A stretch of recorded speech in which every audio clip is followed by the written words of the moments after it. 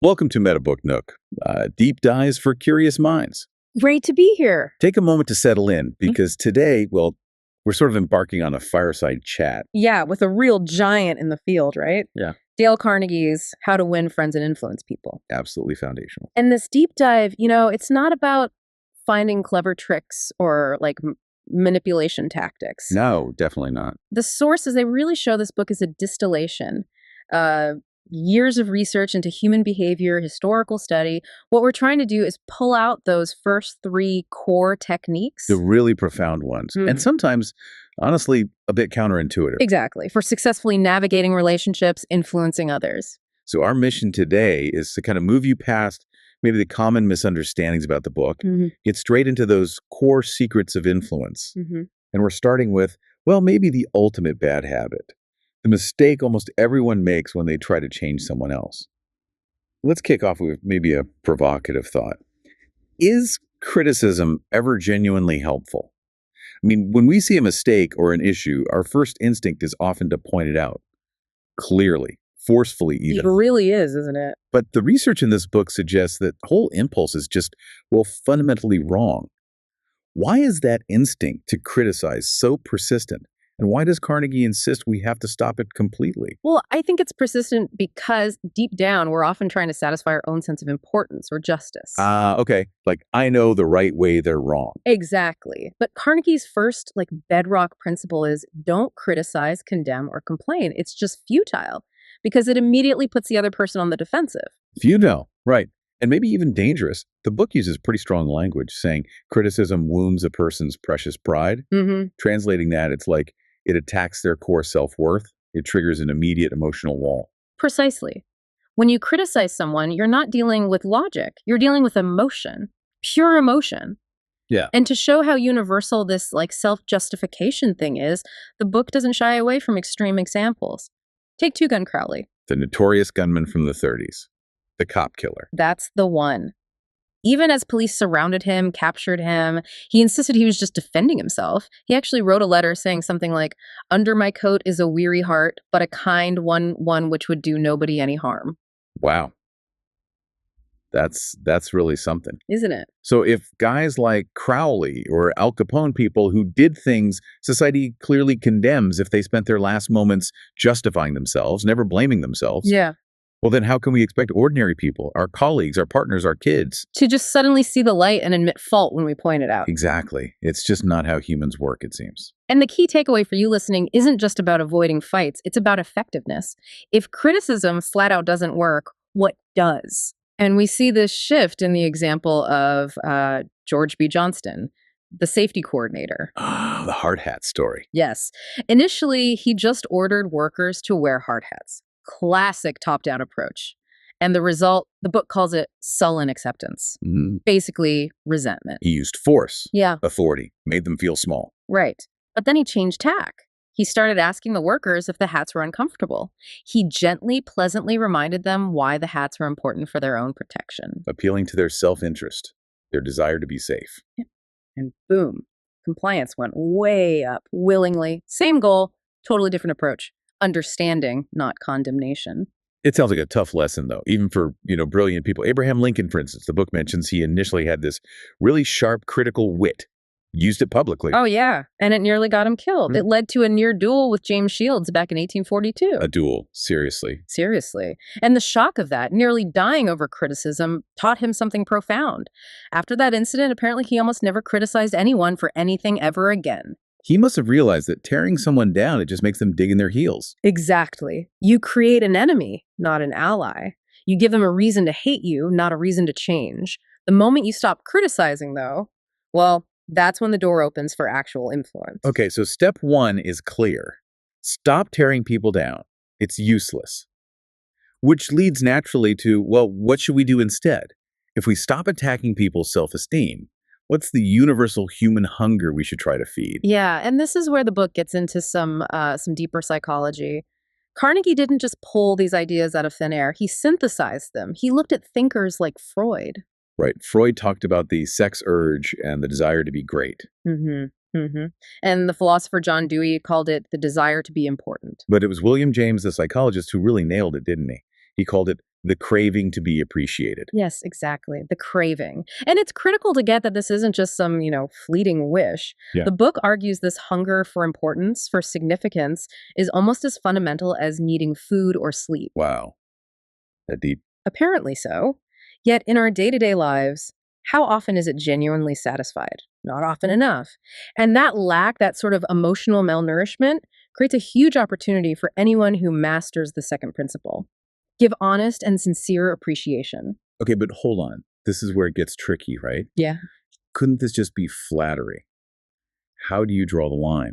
Especially, say, in a modern workplace. I bet a lot of people listening struggle with that. How do we know it's appreciation and not just manipulation? That is probably the single most important distinction here. And the book is very clear. Flattery is counterfeit. It's insincere. It's selfish. You can usually feel it, can't you? Yeah, it often feels transactional. Right. It often focuses on someone's status or their image, usually because you want something from them. So flattery might sound like, wow, you're the smartest person in this whole company, right before you ask for help on a project. Precisely. Sincere appreciation, on the other hand, is defined as unselfish. It comes from the heart out, as the book puts it. It focuses on a person's specific effort, their unique contribution, maybe their competence. Specific effort. That's key. It is. And it's given whether you need something right then or not. It's about genuinely noticing and valuing what they did or who they are. That distinction, general status versus specific contribution, that feels really practical. You can actually use that. Absolutely. And look at someone like Charles Schwab, the industrialist. Paid his top people fortunes back when that was unheard of. He flat out said his greatest asset was his ability to build enthusiasm through appreciation and encouragement. Right. And he contrasted that with the average manager who says nothing when things go right. They just assume, well, that's your job. They totally miss the chance to feed that fundamental human hunger. It's like starving people emotionally. In a way, yeah. And you see the incredible power of appreciation in crisis moments, too. Think about that story of the test pilot, Bob Hoover. Oh, the plane fuel incident. That one's amazing. Wasn't it? A young mechanic makes a terrible mistake. Fills Hoover's expensive propeller plane with jet fuel instead of gasoline. Ruins the engines. The mechanic is beside himself, sobbing, thinking his career is over. You'd expect yelling, firing, maybe worse. Right. But instead, Hoover walks over, puts his arm around the mechanic's shoulders. He doesn't ignore the mistake, but he says something incredible. He says, "To show you I'm sure that you'll never do this again, I want you to service my F-51 tomorrow." Wow. Wow. He didn't just forgive, he expressed confidence. He restored the guy's dignity. Talk about impact. That mechanic is probably loyal for life and incredibly careful. It's about trust and seeing potential, not just punishing errors. And that kind of sincere recognition, it can literally change lives, can't it? There's that example of Stevie Morris. Yeah, the young blind boy. His teacher didn't focus on his blindness. She recognized and genuinely appreciated his amazing sense of hearing. She saw it as a gift, a compensation. And that focus, that appreciation, helped him develop that gift. And he became Stevie Wonder. Appreciation doesn't just make people feel good. It actually guides behavior. It helps unlock potential. Okay, this is all building towards the ultimate goal, right? Influence, getting cooperation. We know people crave importance. They thrive on appreciation. So how do you apply that when you actually need someone to do something? Right. And this brings us to the third fundamental technique. And honestly, this might be the hardest mental shift for most of us. Yeah. It's arouse in the other person an eager want. An eager want. Yeah. The book puts it really simply. You have to bait the hook to suit the fish. And we usually bait the hook to suit ourselves, don't we? Oh, completely. We talk about our deadlines, our needs, our problems, our perspective. I need you to finish this report because I have a meeting. Exactly. But the source material is really emphatic on this. The only way to reliably influence other people is to stop talking about what you want. Instead, you figure out what they want and then show them how doing what you suggest gets them closer to their goal. It sounds so simple, but it requires a real flip in thinking. It does. There's that great little anecdote about Ralph Waldo Emerson and the calf. Oh yeah, trying to get it into the barn. Right. He and his son are pushing and pulling pure force. But the calf isn't interested in their schedule. It's focused entirely on what it wants. They fail miserably. But then the housemaid comes along. The Irish housemaid, yeah. She doesn't think about human logic. She thinks about what a calf wants. She puts her finger in its mouth, lets it suck, fulfilling its desire, and gently leads it right into the barn. No struggle. It's such a perfect, simple illustration of the principle. Focus on their want, not yours. And it works in much more complex situations, too, even like high-stakes negotiations. Carnegie writes about his own experience when his landlord tried to hike his rent by 300%. 300%. That's huge. What did he do? Complain about the cost? Plead poverty? Nope. He specifically avoided talking about his costs or his problems. Instead, she shifted the entire conversation to the landlord's perspective. How? He listed all the benefits the landlord would get by having Carnegie's lectures hosted there: the prestige, the public attention it would bring, how it would attract high-caliber tenants, ultimately increasing the property's overall value. He framed it entirely around the landlord's potential profit and image, his eager want. Exactly. And by doing that, he got the proposed increase dropped way down to just 50%. He didn't argue against the rent. He just made fulfilling the landlord's wants the main topic. That complete removal of I want or I need seems crucial.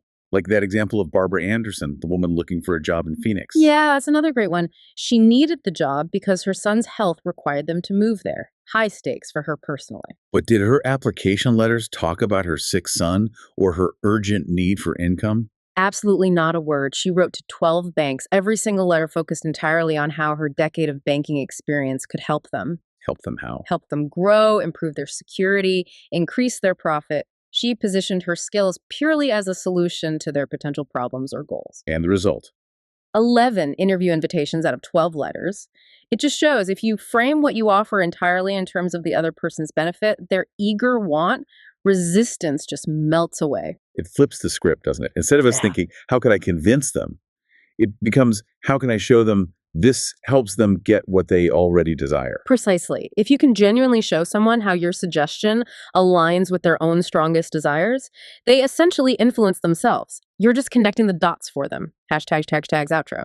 So wrapping up this deep dive into Carnegie's foundational techniques, it really boils down to 3 quite radical shifts in how we interact, doesn't it? I think so, yeah. First, just stop the criticism, stop the condemning, the complaining. It's futile. It's damaging. Get rid of it. Second, actively look for opportunities to give honest, sincere appreciation. Feed that deep, deep human craving for importance and recognition. Really notice people, genuinely. And third, shift your entire focus. Stop talking about what you want. Arouse in the other person an eager want by talking purely in terms of their interests, their desires. Always bait the hook to suit the fish. Yeah, and if you tie all that together, the whole framework really demands this fundamental shift in perspective, doesn't it? It's about moving your awareness away from yourself, your goals, your needs, and onto the person right in front of you. It reminds me of that Henry Ford quote the book mentions. Oh, the one about success. Yeah. If there is any one secret of success, it lies in the ability to get the other person's point of view and see things from that person's angle as well as from your own. That really sums it up. Seeing things from their angle. It's the master key, perhaps. So maybe a final thought for you listening. In the very next interaction you have, could be with anyone, a colleague, your partner, your kid, try applying that lens. Just pause for a second before you speak and ask yourself, why should this person eagerly want to do what I'm about to suggest?